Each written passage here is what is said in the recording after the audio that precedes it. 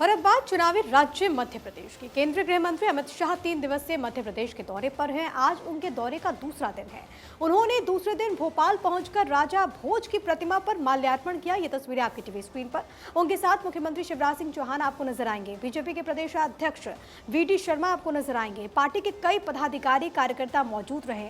अमित शाह आज रीवा और उज्जैन भी जाएंगे। रीवा और शहडोल संभाग की संभागीय बैठक होने वाली है, जिसमें वो शामिल होंगे। और जब हम भोपाल का नाम लेते हैं तो झीलों की नगरी के तौर पर इसकी पहचान है। जब केंद्रीय गृह मंत्री अमित शाह वहां पर पहुंचे तो देखिए किस तरीके से इस झील में जो राजा भोज की प्रतिमा वहां पर लगी है, आपको यहां पर नजर आएगा। जब यहां पर वो पहुंचते हैं तो प्रतिमा पर उन्होंने माल्यार्पण किया।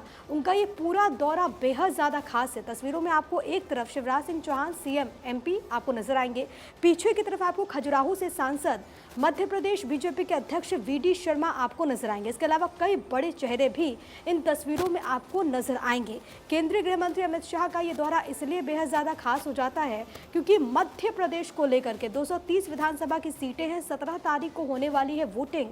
इसको लेकर के बीजेपी लगातार प्रचार प्रसार में जुटी हुई है। अखिलेश सोलंकी इस वक्त हमारे साथ हमारे सहयोगी लाइव मौजूद हैं। सीधे उन्हें का रुख करते हैं। अखिलेश, मध्य प्रदेश का दंगल बहुत ज्यादा अहम है और बीजेपी के चाणक्य कहे जाते हैं अमित शाह। बागडोर एक तरीके से उन्होंने ही अपने हाथ में संभाल ली है। एक बार फिर से एमपी का दौरा और इन 3 दिनों में कई सारे कार्यक्रम भोपाल में भी पहुंचे। देखिए, कई सारे कार्यक्रम और तमाम संभाग जो हैं वहां पर वो पहुंच रहे हैं और मीटिंग्स कर रहे हैं। कल उन्होंने जबलपुर और शहडोल संभाग का दौरा किया और साथ ही साथ भोपाल नर्मदापुरम 4 संभाग उन्होंने टटोले। आज सवेरे सागर संभाग का दौरा किया, एक तरह से खजुराहो में बैठक लेकर। उसके बाद रीवा संभाग की बैठक के बाद सीधे उज्जैन पहुंचेंगे। इस वक्त मैं उज्जैन में ही मौजूद हूं। यहाँ पर महाकाल मंदिर में दर्शन के बाद इस सभा को संबोधित करेंगे। सभा स्थल पर हम मौजूद हैं। उज्जैन संभाग में 7 जिले आते हैं, 29 विधानसभा सीटें हैं और मालवा का ये जो गढ़ है, और इस गढ़ में बीजेपी लगातार मजबूत रही, लेकिन 2018 में कुछ एक तरह से मालवा में नुकसान हुआ बीजेपी को, तो उसकी भरपाई कैसे हो, उसकी रणनीति अमित शाह बनाएंगे।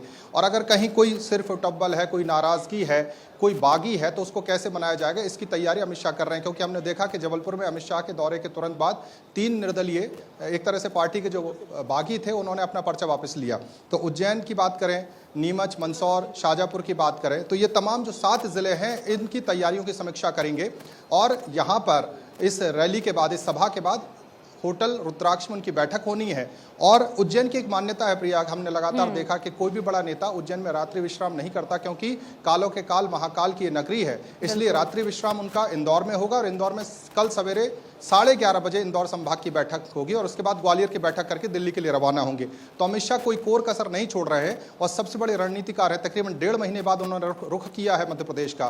3 दिन के इस तूफानी दौरे में वो तमाम वो लूज स्क्रूज है उनको कसने की कोशिश कर रहे हैं, ताकि जब चुनावी समर में 17 तारीख को वोटिंग हो उसके पहले संगठन और जो पार्टी है वो एक मंच पर नजर आए, एक जाजम पर नजर आए। इसकी कोशिश अमित शाह कर रहे हैं। ये कोशिश तो अखिलेश हो ही रही है, लेकिन बीजेपी की कोशिशों के बावजूद जिन एमपीज को वहां पर उतारा गया, उसको लेकर के जो स्थानीय विधायक रहे हैं या फिर जो टिकट की कम से कम उम्मीद कर रहे थे, उनमें खासी नाराजगी देखी गई। और यही हाल कांग्रेस के लिए भी रहा, उस खेमे के लिए भी रहा है। ऐसे में क्या उनको भी संजोने की कोशिश इस वक्त गृह मंत्री अमित शाह वहां कर रहे हैं?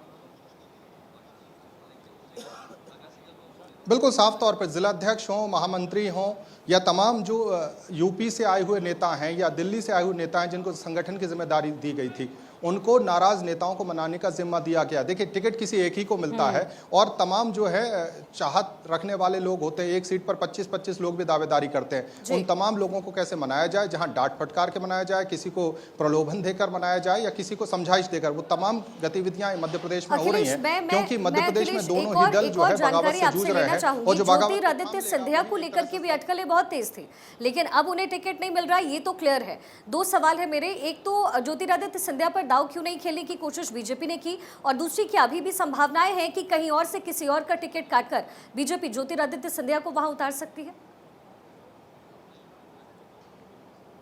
देखिए, सबसे ज्यादा उम्मीद है शिवपुरी से उनके लड़ाने की चर्चा हुई जब यशोधरा राजे ने कहा कि वो चुनाव नहीं लड़ेंगी, लेकिन वहां पर देवेंद्र जैन का टिकट फाइनल होने के बाद ये उम्मीद धूमिल हो गई, क्योंकि गुना जो सीट है वो SC रिजर्व सीट थी, वहां से उनका टिकट होना नहीं था।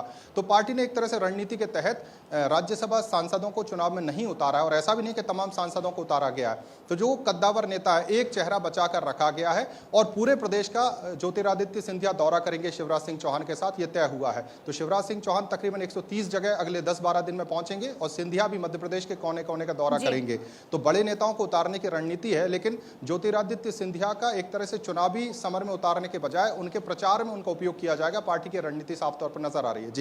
जी बिल्कुल, बहुत बहुत शुक्रिया फिलहाल जानकारी देने के लिए। तो देखिए, केंद्रीय गृह मंत्री अमित शाह यहाँ पर पहुंचे, आज उनका कार्यक्रम है और देखना होगा किस तरह से कांग्रेस पार्टी पर निशाना साधते हुए नजर आते हैं।